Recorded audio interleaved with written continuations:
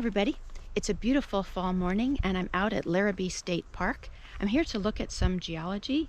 This is the Chuckanut Mountains and there's some interesting things down here by the water.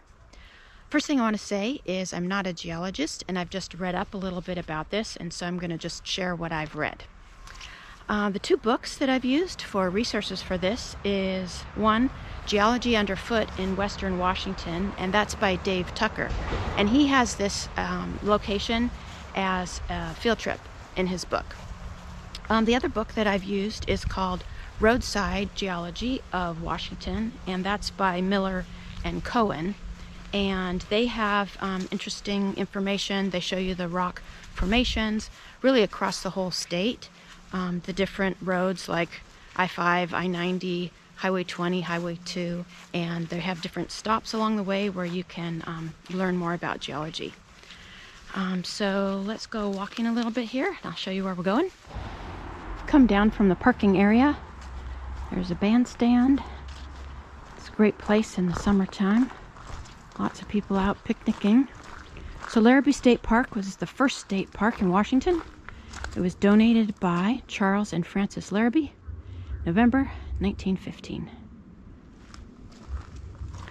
We're going to go walking here to the left. I read that the word Chuckanut is a native word meaning long beach, far from a narrow entrance.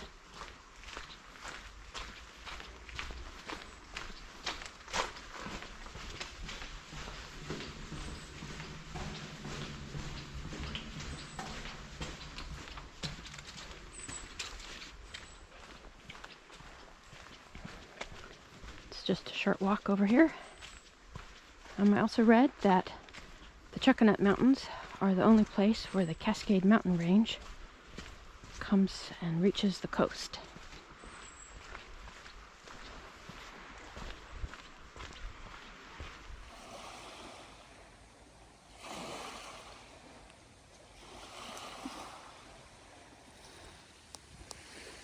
Low tide was at 10:30. Right now it's around 11:30. And we're supposed to go look over here to the right.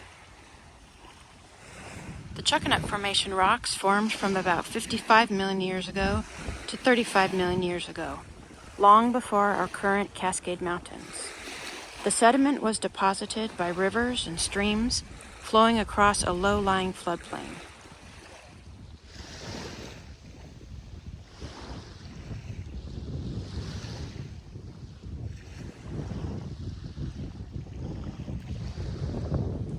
It has fine to medium-grained sandstone eroded from the Mount Stewart Massif. Geologists call the process fluvial sedimentary formation, a non-marine sedimentary rock.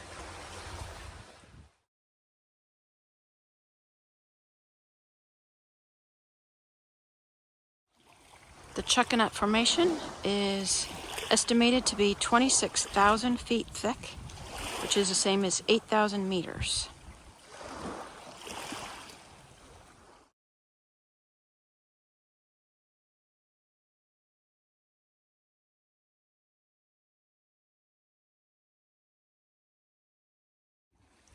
An extension of the formation is found in British Columbia, and related formations are found in eastern Washington. We've come down to the shoreline to look at these interesting weathering formations. It's called Honeycomb weathering, also called tuffoni. The Chuckanut Formation is arcosic, meaning it has a high proportion of plagioclase feldspar with quartz. Arcosic minerals are more susceptible to salt weathering than quartz. At the shoreline, salt water splashes on the rocks, dries, and salt crystals form. At the next wave, the crystals may dissolve, and the process starts again. Over time, the salt crystals grow with countless wet and dry cycles. As the salt crystals grow, they crack the rock, allowing infiltration of more water and more crystals. Eventually, small pockets form.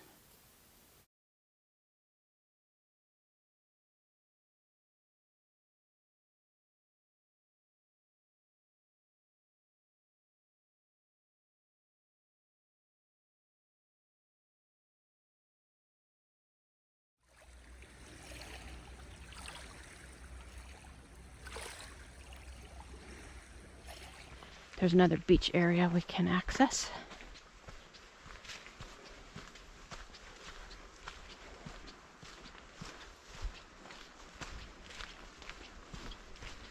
That would take us back under the train tracks.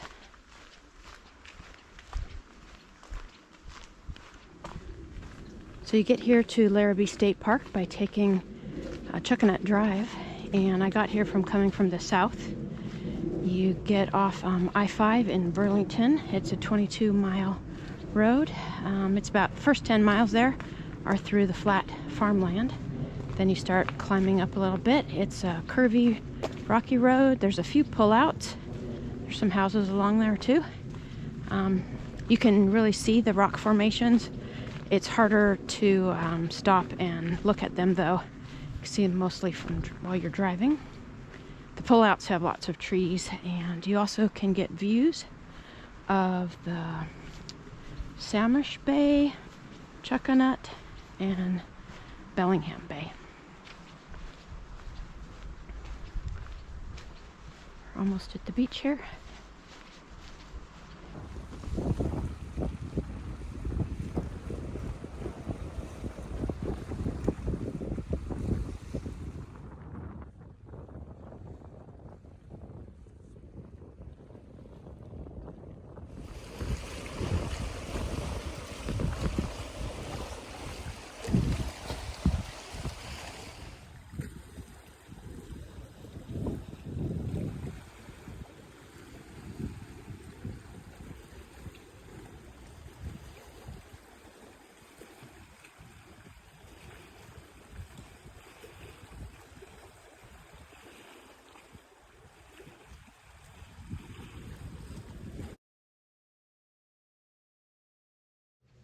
We're now at the second stop for the field trip. I just got in the car and drove about a half mile down the road.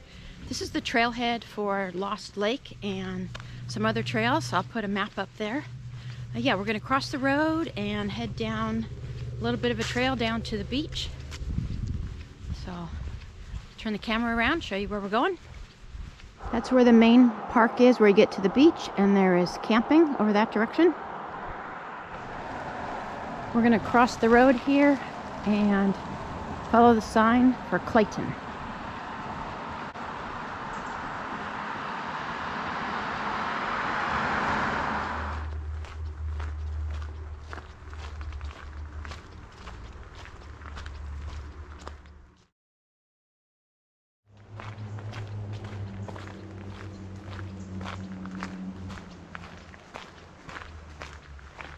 Crossing the train tracks again to get down to the water.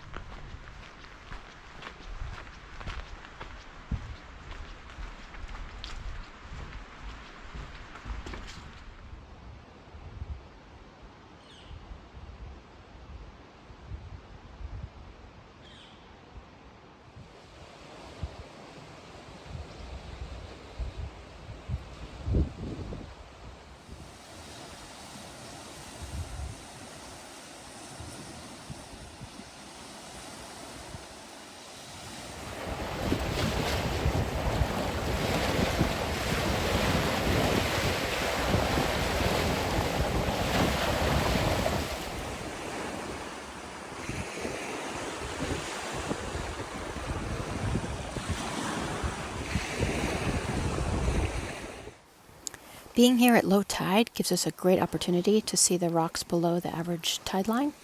Lots of barnacles growing there on the side of the rock, and then we can see where the weathering starts above the tide line.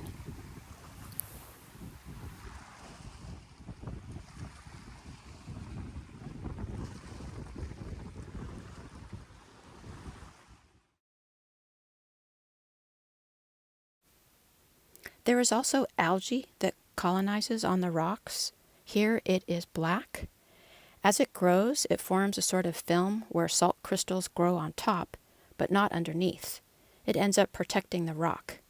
And in places where there is no algae, the honeycomb tophony gets smoothed out.